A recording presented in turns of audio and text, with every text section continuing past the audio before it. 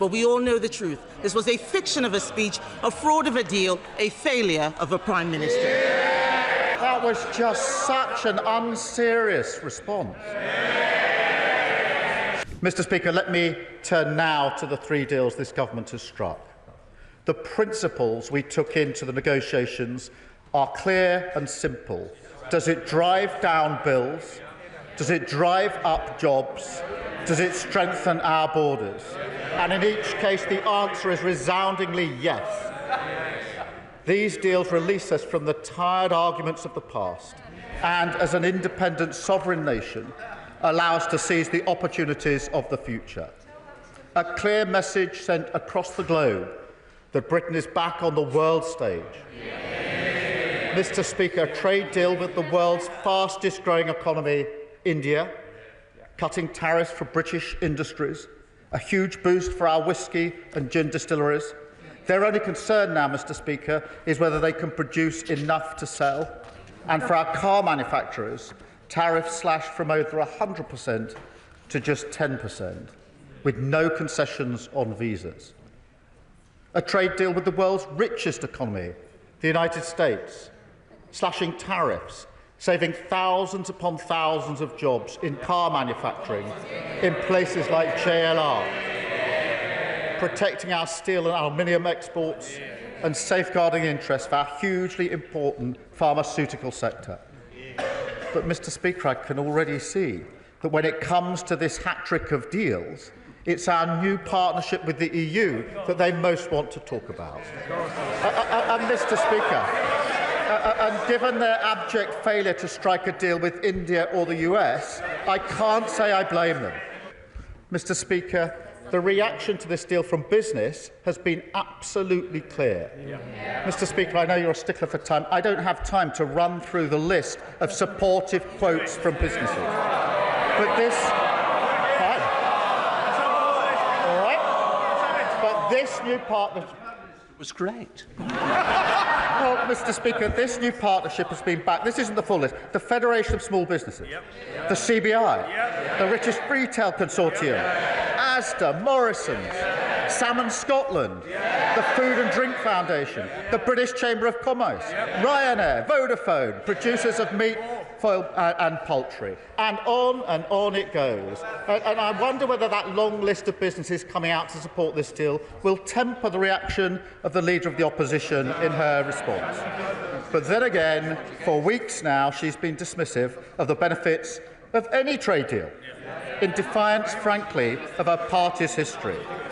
But it's not just them, it's also the member for Clapton, who's not here, the member for Kingston, who've both shown in their own ways that their parties simply do not get that if your whole approach to our allies is about striking a pose, then you don't get to strike a deal. And for years we were told it couldn't be done. What they meant was they couldn't do it. We were told that a deal with the US or India was impossible. What they meant was impossible for them. We were told that a choice must be made between the US and the EU. What they meant was they couldn't do a deal with both.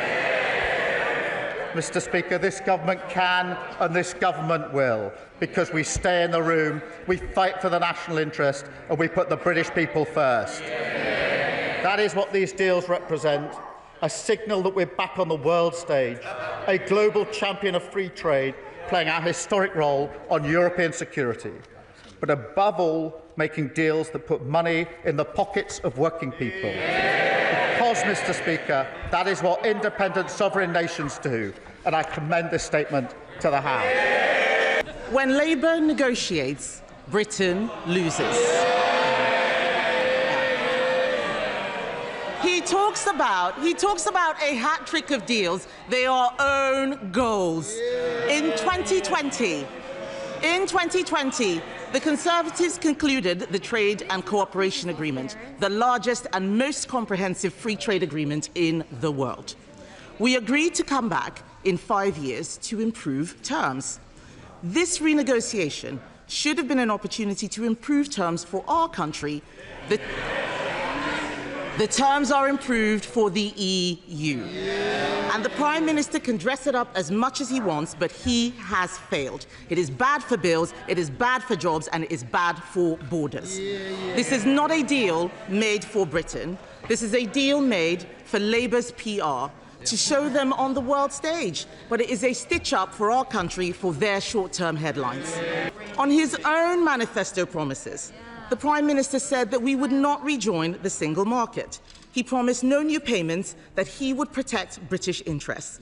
That promise has lasted about as long as his commitment to protect pensioners' winter fuel allowance. He said whatever was needed to win power, Mr. Speaker, and now he'll say whatever is needed to keep it, even if it means selling out our sovereignty, our businesses and the public. The truth is that most of what was announced yesterday was not a deal. There was no binding agreement on anything. Most of the items outlined are simply agreements to enter into further discussions we are already having. The Prime Minister is boasting that we will now avoid airport queues because we'll get access to EU e-gates. It sounds great, except it isn't true. Some airports already allow it. This deal does not guarantee it anywhere. Each country still has to agree. And that, Mr. Speaker, sums up this deal perfectly. It is a lot of spin to disguise the terrible substance. Having previously ruled out a youth mobility scheme, the Prime Minister is now desperately trying to hide his latest U-turn by rebranding it as an experience. This is risible. We have no details on any cap, no details on any time limit, which begs the question, why is the government talking about increasing migration before it has got a grip on the small boats or the legal migration system? Mr. Speaker, in government, details matter, and so does honesty. They're laughing, but this is a bad deal for the country. Look at them. This is how they laughed at the budget. They have no idea what it is they signed up to. He said he would stay out of the single market. He's going into the single market for agri-food, electricity and energy. He said he'd stay out of the customs union, but he is accepting EU tariff rules. How does he plan to stop the EU changing them to our disadvantage? He has no idea, neither do any of them. Because the British people know, Mr. Speaker, when they are being misled. They know that headlines fail. He didn't listen to the CBI on the jobs tax. He didn't listen to the FSB on the family farms tax.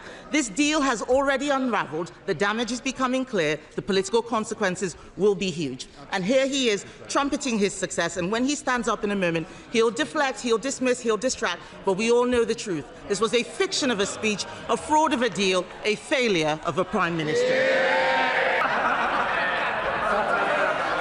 That was just such an unserious response. She says detail matter in government. They matter in opposition as well.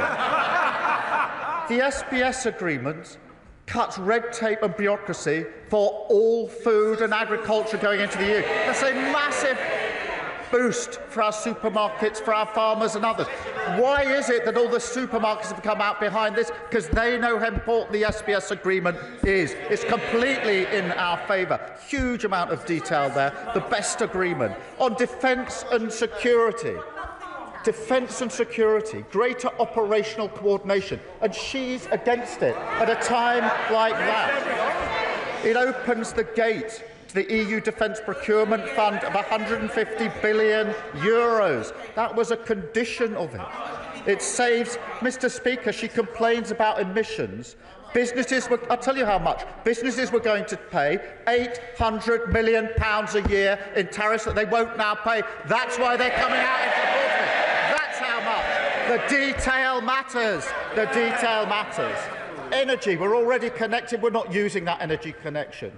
Electrical access to the market.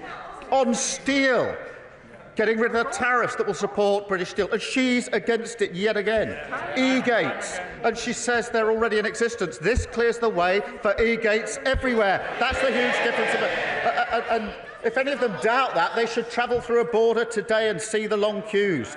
And law enforcement, better operational working with Europol, and she's against it. Information sharing on facial mapping, dealing with criminal records, and she's against it.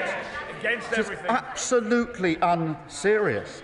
She's also against the India deal, which of course does huge things for trades like whisky, where their only concern is whether they can produce enough. They've been absolutely clear about supporting the India deal, a deal they tried to do, and she now says she's against it. The US deal, which saved thousands upon thousands of jobs in car manufacturing, and JLR. I don't know whether she had the chance to do that trip to JLR, but she really ought to before she responds like that again. The US deal that reduces tariffs on steel so our steel can be sold into America, and she's against it and supports our whisky and gin. Mr. Speaker, she is against every single deal. She's the only ex-Trade Secretary who's against every single deal. This deal has been welcomed broadly because they're good deals. Now, let me turn... Oh, Mr. Speaker, you don't get a great long list of endorsements from all of the business associations, all of the companies. It's just they're so unserious that they're lost. They're lost into a descent in the abyss. They used to be a proud party of trading agreements. They have slid off into the abyss. That's where they are. And Mr. Speaker, on fishing, none of the rights negotiated by the party opposite have been removed. None of the rights. No change to access to coastal communities, the same as before. No reduction in the British quota or increase in EU quota, same as before. Reciprocal arrangements, same as before. What is new, Mr. Speaker, is the SPS agreement for the first time and permanent. They were unable to do this. That reopens the EU market for shellfish and makes it much easier to sell British fish into our largest trading partner. And, Mr. Speaker, that's hugely significant because 72% of British fish is traded into EU markets. It's now easier to do that. And we're backing that with £360 million for our fishing and coastal grants. Mr. Speaker, she talks about the Youth Experience Scheme. It is a capped scheme. It is time-limited. It is capped. It's time-limited. It is balanced. Mr. Speaker, on relation to standards, the truth is this. We are currently aligned in our standards. We just don't get the benefit of it. We want to continue to have high standards, and that's what the British public want, and that's what this deal delivers. We will have a role in shaping any future rules, and application of them is specifically subject to our constitutional arrangements. We will have a process in this Parliament to apply the rules. But let's be clear,